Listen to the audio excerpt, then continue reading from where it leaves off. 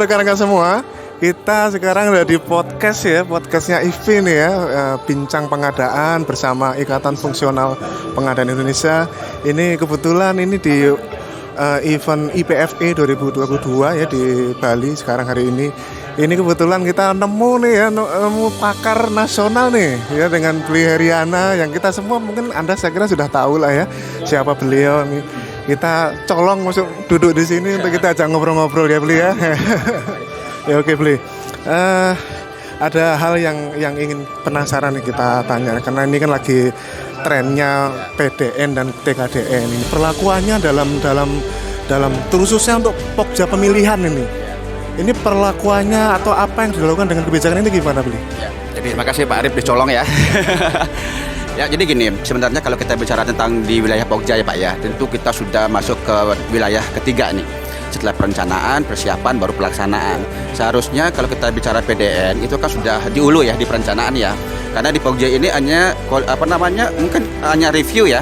Jadi tidak mungkin TKDN, PDN itu ditentukan pada saat persiapan pemilihan atau pelaksanaan pemilihan. Nah, ini mungkin yang perlu diingat oleh PA ya ataupun PPK yang memiliki tugas menyusun perencanaan pengadaan. Jadi PDN dan TKDN ini harus sudah disusun capaian target TKDN-nya berapa.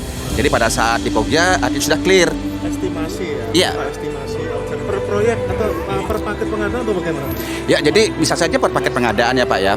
Juga bisa per segala pengadaan yang ada. Itu kan sudah target-target dari, apalagi kita bicara tentang konstruksi ya. Beda dengan barang Pak. Kalau barang udah clear ya, kalau sudah tersertifikasi gampang lah.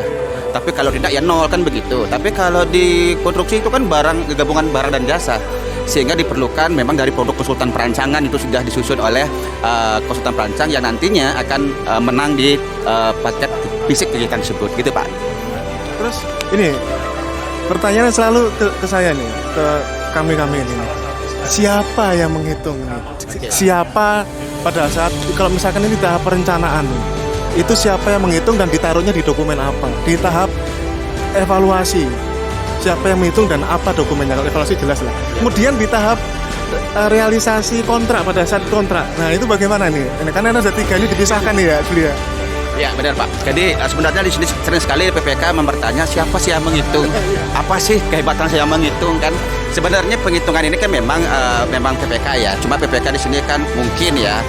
Kalau kita bicara perpres dia kan bisa dibantu ya. Jadi saya sampaikan di awal tadi memang konsultan perancang di sini sudah benar-benar mampu ya melihat berapa sih akan menjadi target pencapaian konstruksi tersebut kan. Seperti yang saya sampaikan tadi itu kan sudah jelaskan kalau memang bahan materialnya ada di dalam Kemenperin ya itu memang langsung bisa dihitung kan. Tapi jangan campur adukan dulu nih antara PPK menghitung TKDN dengan penyedia menghitung sendiri. Ini yang sering terjadi nih Pak Arif ya. Seolah-olah ini kan yang nanti merealisasikan itu kan penyedia. Sekarang PPK berkomitmen saja. Berapa sih? Iya, estimasi dengan data pendukung dong. Jadi bukan main hitung-hitungan gitu loh. Karena ini berpengaruh kepada apa? Pada penawaran penyedia. Contoh begini, PPK berkomitmen misalnya 80%. Dari mana sih hitung-hitungannya? Nah, itu dulu. Jangan sampai ngitung, oh ini ada dari produk lokalnya langsung dihitung 20, hitung 25. Enggak, harus ada bukti pendukungnya. Maka saya bilang kalau memang bahan material itu tidak ada dalam Kemenperin, kita bermain di TKDN alat sama tenaganya saja. Nah itu. Tapi kalau penyedia lain lagi, dia bermain. Penyedia misalnya gini, contoh misalkan semen, contoh ya, tidak ada di dalam Kemenperin, berarti kan belum tersertifikasi, sehingga dia yang menghitung sendiri, si penyedia. Nah penyedia ini kan nanti semen ini pada saat diverifikasi pada saat kontrak, kan membuktikan semuanya kepada verifikasi ya di sini surveyor atau Skopindo kan. Nah, jadi hitung-hitungan di sana nanti kalau sudah clear misalkan perhitungan tersebut baru di sertifikasi gitu Pak. Jadi kalau gimana kalau gini ada yang berpendapat gini Bli. Kalau misalnya ini perhitungannya di tahap perencanaan nih misalnya. Gimana kalau itu ruang lingkupnya diserahkan sama konsultan perancangan? Menurut beliau gimana? Ya. Jadi maksudnya perhitungan TKDN tadi ya. Estimasinya. memang benar Pak, kalau kita bicara tentang fisik konstruksi ya, itu kan memang ada keakannya dulu ya. Jadi apa sih yang mau dibuat, berapa sih luasan tanahnya dan lain-lain kan. Nah di sana nanti si konsultan perancang juga akan mengacu ke tentang Permen PU 1 tahun 2022 ya, tentang perkiraan pekerjaan konstruksi ya. Di sana kan sudah standarnya sudah ada kan, cipta karya bagaimana kan, SDA bagaimana. Di sana dia melihat bahan apa, tenaga apa kan, alat apa. Nah di sana Pak, nanti hasil dari konsultan perancang itu akan direview kembali oleh PPK. Karena kan si konsultan perancang ini nggak menetapkan, tugasnya hanya menyusun kan. Akhirnya PPK yang kalau memang misalkan itu sudah merasa pas ya, maka dia menetapkan gitu.